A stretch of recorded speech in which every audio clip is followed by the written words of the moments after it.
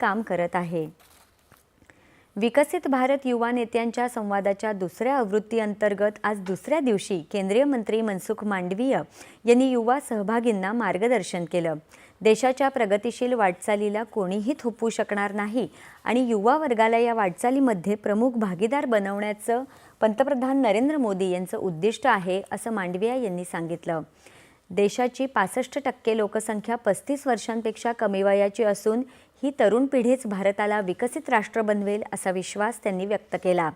भारताचा विकासाचा दर विकसित देशांपेक्षाही जास्त आहे आणि बेरोजगारीचा दर 3.5% खाली आला आहे। ही अतिशय अभिमानास्पद बाब आहे, असं त्यांनी नमूद केलं।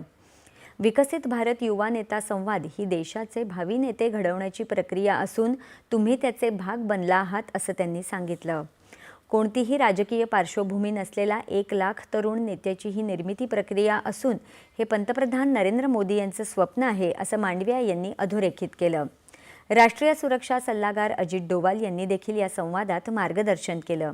पंतप्रधान नरेंद्र मोदी यांनी देशाच्या विकासाला इतकी गती दिली आहे की आता देश विमानातल्या ऑटो पायलट मोडप्रमाणे या मार्गावर निरंतर गतिमान राहील। मात्र या गतिमान भारताचं नेतृत्व कोण करेल आणि या पुढच्या काळात कोणामध्ये ती क्षमता असेल, हा खरा प्रश्न आहे, असं डोवाल म्हणाले। त्यामुळेच योग्य निर्णय घेणाऱ्या नेत्या बनण्याचं सामर्थ्य तुमच्यामध्ये निर्माण झालं पाहिजे, अशी अपेक्षा त्यांनी युवा नेत्यांकडून व्यक्त केली। पूर्ण विश्वास आणि निराधारानं आपला निर्णय राबवता येण्याची क्षमता विकसित करा। विज्ञान, तंत्रज्ञान, सुरक्षा अशा कोणत्याही क्षेत्रामध्ये ही क्षमता विकसित करण्यासाठी प्रयत्नशील रहा, अशी सूचना डोवाल यांनी केली।